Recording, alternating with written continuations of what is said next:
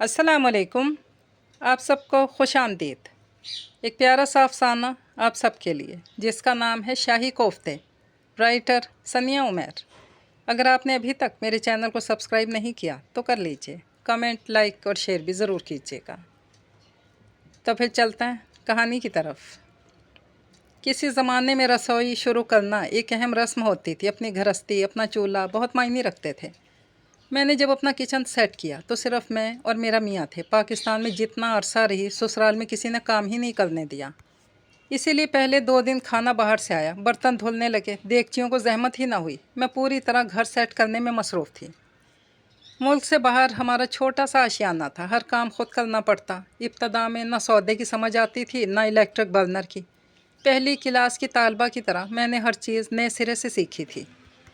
पहले बड़ा मार्का लगता था, वो इसलिए कि शादी से पहले मैं पढ़ाई में मगन थी। शौकिया डिश बनाने किचन में जाती थी, इसलिए रोटी से सिर्फ खाने की हद तक ताल्लुक़ था और आटे से तो दूर की सलाम दुआ थी। मगर मैंने हिम्मत नहीं हारी और लगी रही। इस दिन मैंने पहली बार चूल्हे से फुलके उतारे तो अपना और आटे का गठजोड़ देखकर खुद ही खुशी से फूल गई। आज तो इतनी हल्की रोटी है कि दिल कर रहा है कि खाती ही जाऊँ। मैंने अपनी ही तारीफ़ों के पुल बांधे। हाँ, किसी दिन कोफ्ते भी बनाओ ना, ज़हीर ने फरमाइश की। मेरे फुलके से भाप और जिस्म से जान ही निकल गई। कोफ्ते? मैंने ऐसे कहा जैसे माउंट एवरेस्ट हो। इंटरनेट से कोई तरकीब देख लो, बहुत शाहाना डिश है। बर्रे सगीर में मुसलमानों की पहचान ये कबाब और कोफ्ते ही तो थे। वो तारीख़ को भी घसीट लाए। फिर अपने बचपन के किस्से बताने लगे। जैसे कि मेरे घर में आलू फ्राई सबकी पसंदीदा डिश थी, वैसे उनके घर में कोफ्ते का राज था। मगर ये ज़हीर का बचपन था, मेरा बचपन इससे सरासर उलट था। तमाम ख़ानदान लाहौर में रहता था, मगर नानी का घर फैसलाबाद में था। अम्मी बताती हैं कि लाहौर से लगभग 3 घंटे के फासले पर हमारे शहर में रिश्तेदारों का अक्सर आना होता। आते भी तो कभी रात रुकने, कभी दिन गुजारने, कभी इसके बीच सस्ताने। एक रोज़ फूफा जी की कॉल आई कि कल उन्होंने फैसलाबाद आना है। ऐसा है तो फिर हमारी तरफ ही ठहरिएगा, खाना भी इधर ही खाइए, नानी ने फराख दिली से कहा। मुझे ज़रा ज़रूरी काम करना है, बस रोटी तुम्हारी तरफ आकर खाऊंगा। कोई तकल्लुफ़ की ज़रूरत नहीं है, बस कोफ्तों का सालन पका लेना, उन्होंने ख़ास रौब से कहा। वो अम्मी के फुप्पा थे और ख़ानदान भर में रौब के लिए जाने जाते थे। उन्होंने तो अपनी तरफ से अगले को आसानी कही। नानी के घर तो खलबली मच गई। मामू भी छोटे थे, वो साइकिल पर जाकर कुंडी डंडा उठा लाए। इन दिनों फ्रिज भी नहीं होते थे। ताज़ा कीमा आया, नानी ने मसाले डालकर कीमा कूटा। मैं तो थी नहीं, मेरी अम्मी थी, जो मुसलसल सोच रही थी कि क्या मुसीबत है। पहले बोटी को कीमा करो, फिर कीमे को मज़ीद कीमा करो, फिर गोल गेंद बनाकर फिर बोटी बनाने की कोशिश करो, जबकि दांतों से फिर कीमा ही करना है। कोफ्ते हमारे घर शाज़ो नादिर ही बनते थे और किसी को उनकी कमी भी महसूस नहीं होती थी। लेकिन अब ज़हीर ने फरमाइश की थी तो पूरी तो करनी ही थी। थोड़ा दूर जाना पड़ता है, मगर इस स्टोर पर पाकिस्तानी चीज़ें मिलती हैं, वहीं से कोफ्ते लाई हूँ। मैंने बहुत खुश होते हुए डोंगा आगे किया। ज़हीर बिस्मिल्लाह पढ़कर खाने लगे। कोफ्ते अंदर से खुश्क थे, मिर्च भी मेरे हिसाब से ज़्यादा थी। आधा दिन में बनने वाली हांडी रेडीमेड कोफ्तों के बाइस आधे घंटे में बन गई। कितना वक्त बचा। मैंने अच्छाइयाँ गिन कर पूरा खाना खा लिया। क्यों ज़हीर, कैसे हैं? आखिरी निवाले पर मुझे उनका भी ख्याल आया। ख़ुद बनाओ तो ज़्यादा अच्छे बनते हैं, उन्होंने मुस्कुरा कर कहा। मैं शर्मिंदा हो गई। शौहर से पहली बार फरमाइश की थी उन्होंने, और वो भी सही से मैं पूरी ना कर सकी। मेरे बेटे ने जब रोटी खानी शुरू की तो मैं इसके लिए आलू फ्राई बनाने लगी। सिर्फ नमक, काली मिर्च, तेल और आलू। सादा सी झटपट रेसिपी और मशरिक़ और मगरिब का मिलाप, चाहे कांटे से खा लो या रोटी के साथ। ज़ुहान को भी बहुत पसंद था, तकरीबन रोज़ ही खाता था। ज़ुहान के साथ हम पाकिस्तान होकर आए थे तो ज़हीर की अम्मी के हाथ के कोफ्ते भी खाए। सच में बहुत ही मज़े के थे।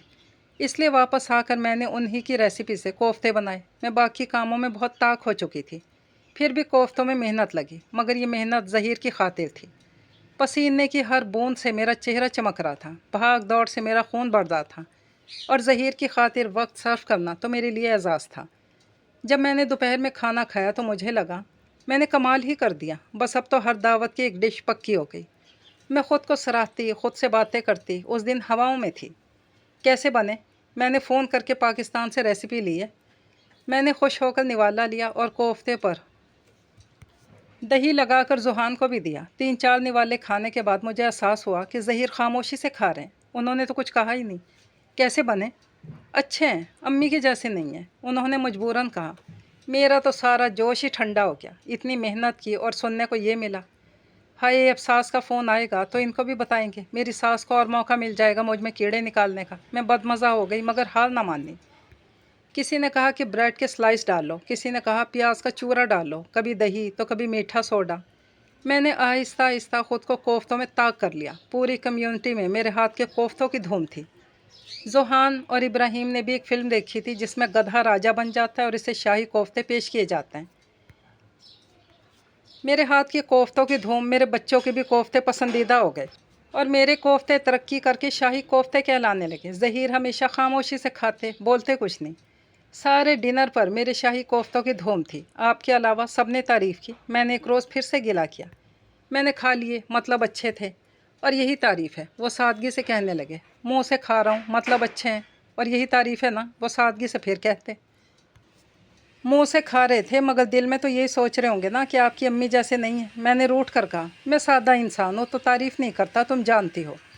वो बहाना बनाते मगर ये सच नहीं था। वो कभी मेरी खीर तो कभी बिरयानी की तारीफ़ में नाइस कह देते तो मेरा दिल बन जाता, मगर कोफ्तों के मामले में मेरी जीत कभी नहीं हुई। बच्चे बड़े हुए तो अंग्रेज़ी डिशेस तैयार होने लगी। पास्ता तो जुहान खुद ही बना लेता था। एक रोज़ मैं बुरी तरह बीमार हो गई। बुखार ने खाने पीने के लायक नहीं छोड़ा था। एक आदमी, दो लड़के और मैं बीमार। घर की हद तो हालत ही हो गई थी। मैं तो दूध बिस्किटों पर थी। जुहान और ज़हीर तजुर्बाती खाने बनाकर पेट की आग मिटा रहे थे। इस रात मैंने अल्लाह से बहुत दुआ की कि बच्चों की खातिर मुझे सेहत दे दे, मैं उठकर उनकी ज़िम्मेदारियां ही निभा सकूं। अगला दिन छुट्टी का था। ज़हीर के अंदर का सुघड़ापा, जिसकी काफ़ी दिन से घिसाई हो रही थी, इस दिन चमकने लगा। उन्होंने बच्चों को लगाया, किचन समेटा, सफाई की, लॉन्ड्री की, बल्कि मुझसे तरकीब पूछकर सालन भी बना दिया। कुछ इसके खाने की खुशबू, कुछ मेरी संभलती तबीयत। दोपहर को मैं कमरे से निकलकर 4 दिन बाद डाइनिंग टेबल तक आई थी। भूख भी लग रही थी। आज तो मैं डबल खाऊंगा। मेरा फेवरेट आलू फ्राई है। मैंने काम भी बहुत किया है, अब बड़ा होकर धोबी बन जाऊंगा, जोहान ने कहा। आज की मेहनत से चलो इसका करियर तो सेट हुआ, मैंने हंस कर कहा। सारा काम तो मैंने किया है। तुम और इब्राहिम बर्तन धोते हुए झाग से खेल रहे थे। ज़हीर को भी आज तारीफ़ चाहिए थी। हाँ पापा इज़ ग्रेट। आलू ऐसे काटे जैसे कोई निंजा हो। खट खट खट, इब्राहिम ने नकल उतारी। शुक्रिया ज़हीर, मुझे तो बीमारी ने बदहाल ही कर दिया। मैंने भी उनके एहसास को सराहा। वो इस मामले में भी सादा थे, तारीफ़ सुनकर भी शर्मा जाते थे। चलो अब खाना खाओ, सारे कैसे बने हैं? उन्होंने बात पलटी। बहुत अच्छे हैं मगर मामा जैसे नहीं हैं, जुहान ने कहा, और वैसे ही कहा जैसे ज़हीर कोफ्तों के बारे में कहा करते थे। ज़हीर के चेहरे पर वैसी उलझन आई जो मेरे चेहरे पर आई थी। वही तरकीब, वही अज्जा, इतने लजीज, मगर अम्मी जैसे नहीं हैं। माँ तो एक ही होती है, इसके हाथ का जायका भी बस इसके पास ही होता है। तुम्हारे पापा ने बहुत अच्छे आलू फ्राई बनाए, थैंक यू। चलो बोलो इन्हें थैंक यू।